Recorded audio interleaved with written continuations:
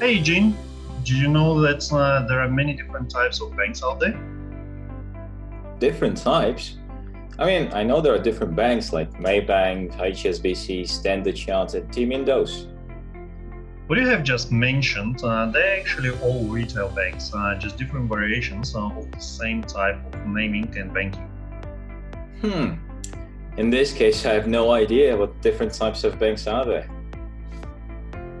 Just a mouthful as usual. There are central banks, retail, commercial, shadow, investment, cooperative, credit unions, just to name a few. Let's get onto it and see what they are. Whoa, there are more types of banks than the number of bank brands I knew. Okay, let's have a look what they are, their main functions, stating from the first and the biggest. This will be the central bank. Central bank is the government institution that controls everything when it comes to money within the country. And I literally mean everything. For example, the amount of banknotes issued, the interest rates of the state. It also creates and oversees policies for all of the other banks to follow. They also issue bank licensing, among other functions. In times of the crisis, central banks can also serve as the lender of the last resort to the banking sector. So, in general, this is the bank of the bank and the entity that actually prints the money. I guess when all hope is lost and banks themselves are in crisis, they've got to go to central bank to save themselves. Yes, you got it right. Now let's have a look at the brands you mentioned earlier. They would be mainly under the category of the retail banks.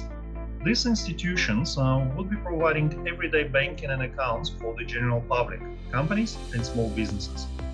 Their main function and services would typically include transactional accounts, loans, mortgages, debit and credit cards. Traditionally, you will see them almost at every corner, which is referred to as a branch.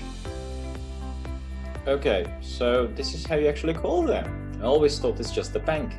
Well, it seems it kind of covers everything, doesn't it? You have banks of banks and you have banks of people. What else do you need? Now let's have a look at the commercial banks. They mainly deal with the large-sized businesses and differentiate themselves from the retail banking or investment banking. The size of the deposits and loans are mainly for large constructions and they do not deal with the individuals like yourself. I see. So those are really big corporations like Samsung, Sunway, Coca-Cola. They all use commercial banks, right? So we have banks of banks, we have banks of people, and we have banks of corporations. I think now we really cover everything, don't we? Really good question here, but let's have a look at the next on our list. This will be the shadow bank. In some of the countries, we may see it called as a shadow banking. In other countries, they are called as alternative investment banks. Remember, central bank and regulations? Well, some of the retail banks may not qualify for some type of loans to be given to the individuals. And this is where the shadow banking steps in to do the lending. Oh, that's a very catchy name. Are we talking about mafia and those loans in the dodgy alley that you only get in cash and some dirty old paperback? Not quite just that. These guys are legal entities, it is just their function. Is for those individuals that will not qualify for retail banks' criteria for lending. And since the risk is much higher, the repayments would also be usually higher. Oh, okay, now I get it. The name is really cool though. This is the part where I would say that, okay, now we cover everything, but I'm sure there is more, right? There are way more banks than that. But what I want to do is to discuss two more types. They're the investment banks and the cooperatives, or so-called the credit unions. Let's have a look at the investment banks. Investment banks are similar to the commercials or the retail banks, and their function do not do like deposit taking. They are very similar to the mutual funds, where they are solely focusing on the investment side.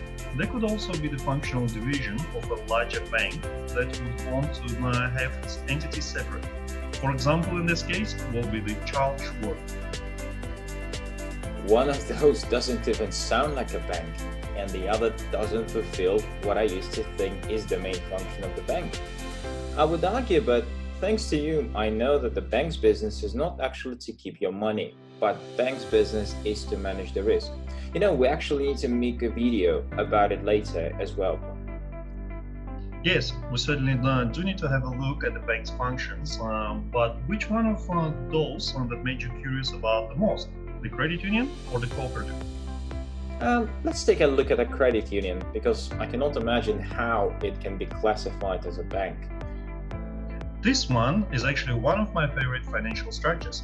They do work like a retail bank, and their main purpose is to provide full support for its members. The setup is very similar to a cooperative that we'll have a look at a later stage, but the main structure is the ability of providing deposit taking and lending the money to their members. The difference between the credit union and the retail bank is based on the membership. For the retail banks, you do not need to be a member or have a common interest to have your banking interests, the likes of transactional accounts or credit cards, whereas the credit union does require you to have the same interest. Common credit unions would be the likes of the police credit union or the doctor's credit union, such. And I thought the membership model was invented by Netflix. I'm just kidding, okay?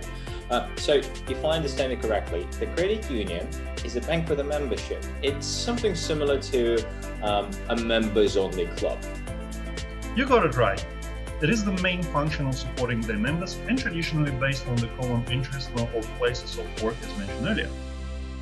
Now let's have a quick look at the cooperative.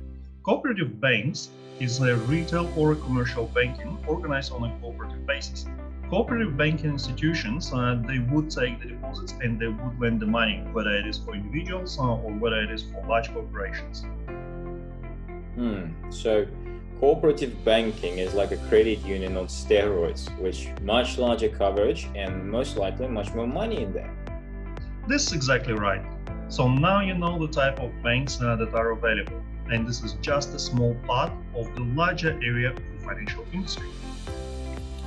Oh, my head is spinning. I used to think banks are just ATMs or those bank tellers I meet. Now I know why there are so many jobs in the banking industry. Maybe I should go and work for the bank. Hey guys, I hope you enjoyed the videos. As always, there are 3 people behind those videos, which is Firuz, Kerry and myself. Please reach out to us if you have questions or if you want to make some content of your own. Like, share and subscribe so it gives us encouragement to make more videos like this one.